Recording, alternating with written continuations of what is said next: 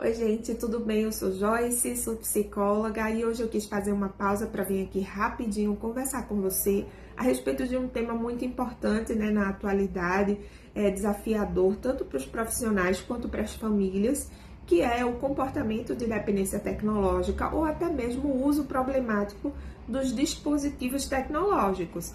Que quando a gente fala de dispositivo tecnológico, a gente está falando dos smartphones, dos tablets, dos videogames, da TV, dos computadores, enfim. Né? A gente sabe que a chegada da era digital veio realmente para modificar a forma como a gente se relaciona uns com os outros, como a gente compra, como a gente vende, como a gente pensa, né, a respeito da gente mesmo. Muitas vezes é através até de uma rede social que a gente passa a pensar e se comparar com o outro, né? Então, trouxe inúmeros benefícios, mas também trouxe muitos prejuízos. E os prejuízos estão atrelados a principalmente a forma como a gente usa esses dispositivos. O impacto é principalmente os maiores prejuízos, né? Quando a gente fala assim de saúde mental, que a gente observa é realmente na infância e na adolescência. E isso tem um motivo, né? Isso porque nessa fase o cérebro ele está se desenvolvendo, o indivíduo está se desenvolvendo como um todo, né? Então tem funções cognitivas importantes ali se formando, que vão ali do início da infância, da primeira infância, dos primeiros meses de vida da criança, até o final da adolescência. São funções cognitivas, né, importantíssimas para toda a vida. Então, no decurso do nosso desenvolvimento, a gente passa ali pela infância, dentro da infância, inúmeras fases, né, do desenvolvimento, depois da adolescência, depois da adultez, o envelhecimento e depois a gente morre, né? Então, nas fases da infância e adolescência, por exemplo, as funções executivas, características de personalidade do indivíduo estão ali se formando até o final da adolescência, mais ou menos ali por volta dos 18 anos, né? Essas habilidades estão ali prontas, formadas, né? Claro que o indivíduo ainda vai amadurecer com os diferentes tipos de experiência que ele vai viver ao longo da vida, mas após isso, o que a gente percebe do ponto de vista cognitivo é que a gente passa por algumas mudanças, né? Que fazem parte do desenvolvimento, que são esperadas, mas que após isso a gente não vê nenhuma grande transformação. Quando a gente é criança, a nossa maneira de pensar, de resolver nossos problemas é uma, né? E para muitas coisas a gente vai se tornando independente, mas também para muitas coisas a gente depende da tutela de um adulto, né? Da supervisão dos responsáveis, dos pais. E isso é muito importante para o próprio desenvolvimento. O ser humano ele não se desenvolve sozinho, né? Então, na fase da infância e adolescência, a gente precisa desse cuidado. Na vida adulta, né, na adultez, a gente já adquiriu a nossa independência, a gente já consegue resolver e se virar no mundo, né, com maior autonomia, né? E aí, na fase do envelhecimento, a gente vê alguns declínios, né, das nossas habilidades cognitivas. O idoso, ele fica um pouco mais esquecido, né? E durante a fase do envelhecimento, tem ali alguns processos, né? Por exemplo, um idoso de 80 anos não é como um idoso de 60 anos. Mas qual o impacto da tecnologia na saúde, no decurso do desenvolvimento cognitivo, comportamental, emocional, né, das nossas crianças atualmente? A gente sabe que os nossos pais, eles não tiveram tanto acesso à tecnologia como tem hoje. E muitos deles se veem confusos em como educar os filhos, né, ou os netos, enfim. Nós que temos aí na faixa etária de 30 anos em diante, a gente viu, né, a imersão da tecnologia. Então, a gente teve uma infância ali que não é tão marcada por tantos dispositivos tecnológicos, né, e como hoje, né, e ao mesmo tempo a gente viu toda essa transformação, a gente viu a chegada das redes sociais, da modernidade dos telefones e tantas coisas serem resolvidas de uma maneira tecnológica. Isso é bom? Foi muito bom, mas por outro lado a gente precisa cuidar. No que se refere, por exemplo, à personalidade do indivíduo, né, a gente sabe que a personalidade do indivíduo ela é formada por uma parte que é biológica, como por exemplo o temperamento, né, que seria a parte mais biológica, né, da personalidade, que a gente geralmente fala assim, você tem esse comportamento porque você puxou a sua mãe, porque você puxou a seu pai, porque você puxou a sua avó, e assim por diante, não é? E também tem aquela parte da personalidade que vai se desenvolvendo conforme os tipos de experiência que a gente vai tendo ao longo da nossa vida. Os pais, ao saber disso, eles precisam ser mais estratégicos, né, para conseguir conduzir, né, bem uma formação saudável, né, da personalidade do indivíduo. Então é nessa parte aí que cabe uma atuação melhor, mais consciente dos pais. E eu já posso dar alguns exemplos a respeito disso. Todas as pessoas, quando é criança e adolescente, né, ela vai formando algumas ideias a respeito dela mesma, a respeito das pessoas, a respeito do mundo, né? E isso a gente chama de crenças centrais ou crenças nucleares, né? E isso vai fazer parte, por exemplo, da personalidade desse indivíduo, o jeito como ele vai funcionar. Tem um grupo de crenças que nós chamamos de autoconceito, que é a maneira como esse indivíduo ele se vê. E as relações tecnológicas não têm modificado a maneira como o ser humano ele está interagindo, ele está vivendo, está vivenciando as coisas. Hoje em dia, a criança e o adolescente, ela entra nas redes sociais e, inevitavelmente, ela passa a se comparar, né? E com esse tanto de informações, né, ali na internet, sejam de coisas positivas e coisas que não são tão positivas assim, elas vão absorvendo e atribuindo isso para elas. Então, os espaços digitais acabou que influenciou muito, né, na maneira como a gente troca informações, como a gente pensa a respeito da gente mesmo, nosso alto valor, né? Porque os adolescentes, eles se comparam muito, né? E como eles ainda não têm essa maturação cerebral, eles ainda estão amadurecendo, eles ficam muito mais vulneráveis do que os adultos, né? Os adultos que já têm meio que um norte, né? Já têm um certo amadurecimento e sabe fazer escolhas melhor do que um adolescente, né? Assim se espera, né, do adulto. Então, muitas vezes, o que a gente vê é que esses espaços sociais, né, nas redes sociais principalmente, as pessoas expõem algumas informações e outras não. Muitas coisas são tomadas como verdade, eles têm uma dificuldade para discernir entre aquilo que é real, aquilo que a pessoa quis postar naquele momento. Enfim, uma outra mudança que a gente observa, né, com a chegada da era digital e que isso tem afetado de uma maneira negativa o desenvolvimento das crianças e dos adolescentes é quanto ao desenvolvimento de funções cognitivas, o desenvolvimento de funções executivas, funções mentais, do intelecto, do raciocínio do indivíduo. As crianças e os adolescentes, eles estão na fase de realmente desenvolver habilidades, novas habilidades de raciocínio, de aprender coisas, né, sobre a vida deles, né? Então, esses processos, esse conjunto de habilidades cognitivas, eles têm uma hora que eles começam a se desenvolver e tem uma hora que o indivíduo ele meio que está pronto, né? Por exemplo, a atenção, o controle inibitório, planejamento, organização, flexibilidade cognitiva mesmo, são funções que vão acompanhar todo o desenvolvimento. Eu quero só enfatizar o que eu acabei de falar. Funções cognitivas como atenção, planejamento, controle inibitório, organização, flexibilidade cognitiva estão se desenvolvendo, são funções mentais. E esse cérebro precisa da experiência para poder estabelecer a função. Senão ele vai entender que aquela função ali não é importante e ele não vai se desenvolver, ele não vai fazer as ramificações. O indivíduo não está fazendo o processo de neuroplasticidade que ele precisa, que é quando a gente passa por um processo de aprendizagem e tem aquela função, aquela habilidade ali estabelecida. Então, o cérebro ele não se desenvolve assim, ele precisa da experiência, né? Mas com o uso exacerbado, exagerado, problemáticos das telas, como essas crianças vão ter essas experiências ricas que vão favorecer o desenvolvimento?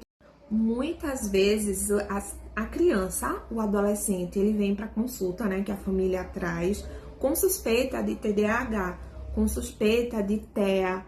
Quando você vai olhar o histórico da família, que você começa a perguntar, que começa a investigar ali, fazer perguntas específicas, você vê que o uso dos dispositivos tecnológicos é livre e que você já tem ali na sua frente, muitas vezes, um adolescente que tem dificuldade para higienizar o corpo na hora certa, para seguir as instruções, né, dos responsáveis, dos pais, ou seja, não obedece, ele quer ficar somente na frente das telas e aí não toma banho, não se alimenta direito. O sono troca o dia pela noite. Então, tem uma série de vários comportamentos, né, do que o indivíduo está apresentando, ele está emitindo, que está trazendo prejuízo para o desenvolvimento dele e a vida futura dele. E a gente sabe que não era para ser assim. A gente sabe que o desenvolvimento da criança, do adolescente, era para ocorrer de uma maneira mais equilibrada, de uma maneira mais saudável, de uma maneira mais satisfatória. A gente sabe que tem comportamentos que não são tão legais, que acontecem, né, na adolescência, na infância, porque eles estão amadurecendo. E é esperado que eles emitam mesmo esses comportamentos, que faz parte da fase, né? Mas existem aqueles outros comportamentos que já não fazem parte da adolescência, que a gente sabe que não é a adolescência em si, né? Então, e também reconhecidamente, a gente sabe também que há uma dificuldade dos pais em controlar, que é difícil mesmo, né? Ter o controle, assumir essa supervisão, fazer o máximo possível para que esse adolescente acesse a internet, né, os dispositivos, de uma maneira mais equilibrada.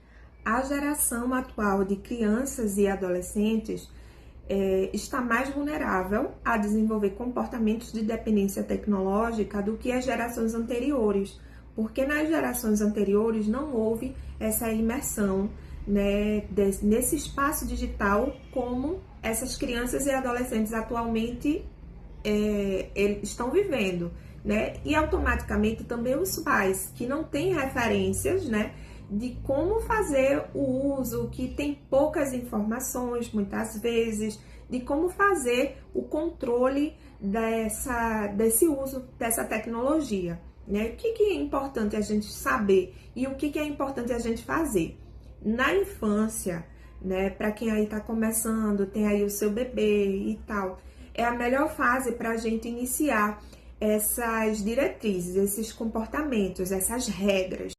O fato de, nas gerações anteriores, não ter tido isso, né, toda essa imersão tecnológica e tantas alterações, né, que eles estão vivenciando tão rapidamente, né, tanto as crianças e adolescentes dessa atual geração e a seguir, nas próximas, né, faz com que os pais eles busquem mais informações, mesmo aqueles que são mais resistentes a ouvir o que é que um profissional está falando, eles vão acabar acatando e vendo como que funciona na vida dos outros pais, né, na própria convivência uns com os outros, e vai acabar também aderindo. Isso porque hoje é imprescindível que os pais adotem condutas específicas, né, com relação ao uso dessas tecnologias, porque senão o que vai acontecer é que essas crianças, esses adolescentes, eles vão ficar suscetíveis, né, a comportamentos de dependência tecnológica e vão perder muito na vida deles.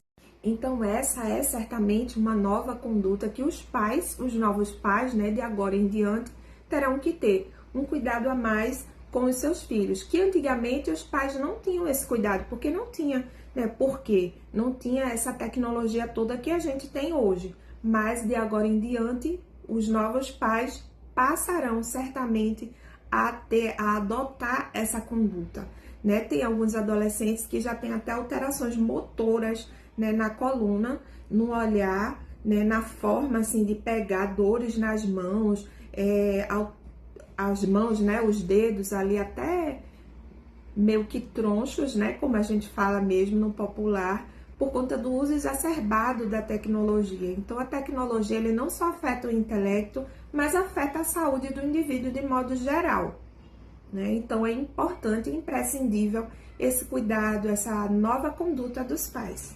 E por que os adolescentes, né, e as crianças são mais vulneráveis, assim, mais vulneráveis até do que os adultos? Porque os adultos, de certa forma, eles também estão tendo muito acesso à internet, às telas. E por que as crianças e os adolescentes são os mais prejudicados? né? Por conta dessas questões que eu falei, que eles deixam de desenvolver, né, na sua mente, no seu desenvolvimento cognitivo, da personalidade, questões emocionais, né? Mas também existe um funcionamento do cérebro, né, que vai fazendo a poda, que é descartando aquilo que não é importante. Se não está sendo usado, então ele entende que não é importante, ele vai ficar com aquilo que realmente funciona, que o nosso cérebro é bem econômico.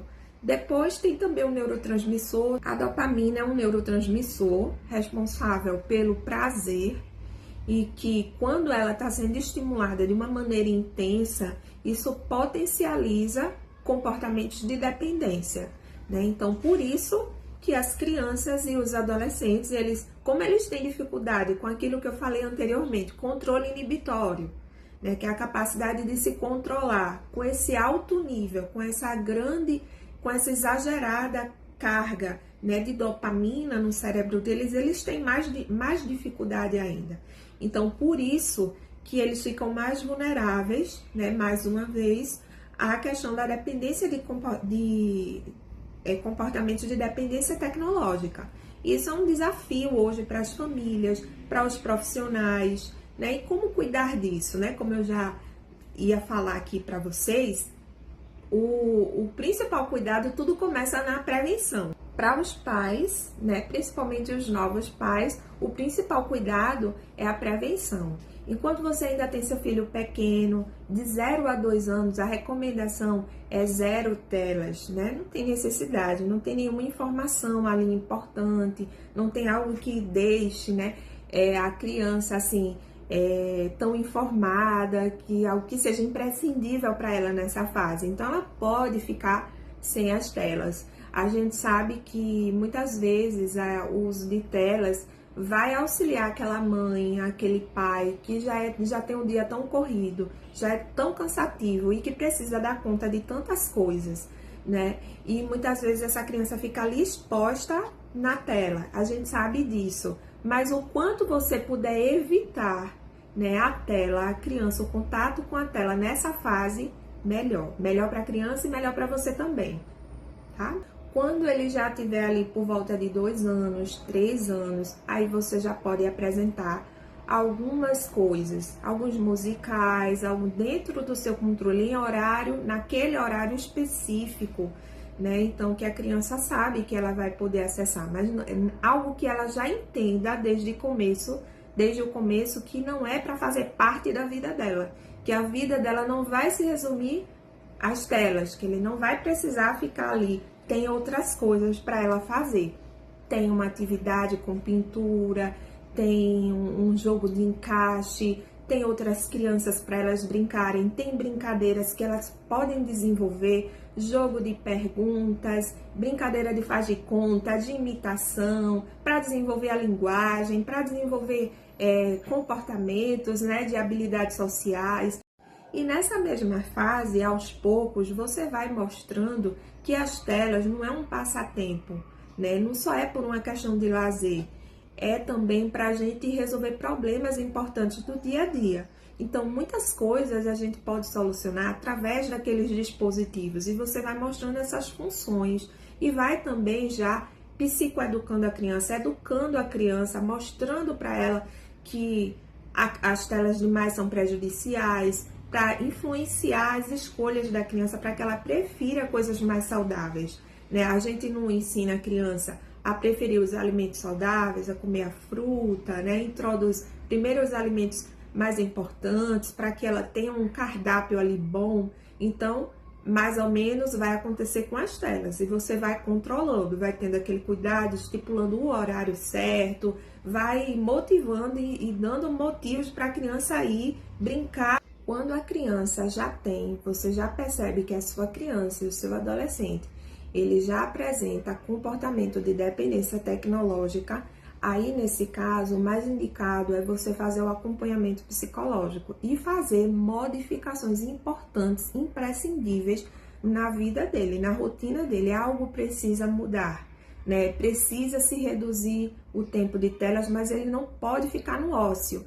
precisa ali de uma atividade, algo que seja prazeroso para ele, o incentivo, né, de fazer amizades saudáveis, de praticar um esporte e ir reduzindo e voltando aos poucos essa rotina, né? Um acompanhamento com um profissional de saúde mental que possa trazer mais orientação e que possa também sugerir e informar para você qual é o tratamento que precisa ser seguido é importante. No final da infância, né, início ali da adolescência ou até mesmo a adolescência propriamente dita, a gente espera um indivíduo até mais consciente a respeito do uso de telas, né? Uma pessoa que sabe, aquela criança bem sabida, né? Que sabe a respeito do uso das telas, né? Que ela, pelo menos que ela tenha essa consciência. Isso não significa que os pais não vão precisar continuar supervisionando, olhando os conteúdos, vendo o tempo que passa, se ela está substituindo o sono, ou a alimentação, ou os momentos de higienizar o corpo para estar nas telas, né? Então, isso tudo é muito importante, porque a vida precisa acontecer, a gente precisa das nossas habilidades, para que a gente não venha ver uma criança, um adolescente, né, ser diagnosticado com um TEA ou um TDAH, sendo que ele não tem, ele tem dependência de telas, muita dependência. Muito obrigada a você que ficou até o final desse vídeo, que viu todas essas informações. Eu acredito que é bastante importante, né, bastante atual o tema também, porque as pesquisas mostram que a relação do homem com os dispositivos tecnológicos tende a se estreitar mais ainda, né? Então isso requer de nós um cuidado, uma postura, e para que a gente não veja, né, as nossas crianças e adolescentes estão prejudicados assim. E para além dessa questão, ainda existem situações ainda mais específicas, que é quando os pais são separados, que quando é na casa da mãe é de uma forma, na casa do pai é de outra, às vezes existe ali um parente que interfere e dificulta todo o processo, e a gente sabe disso. Mas o máximo que os pais, né, que os responsáveis conseguirem fazer de melhor para o filho nessa fase vai ser válido.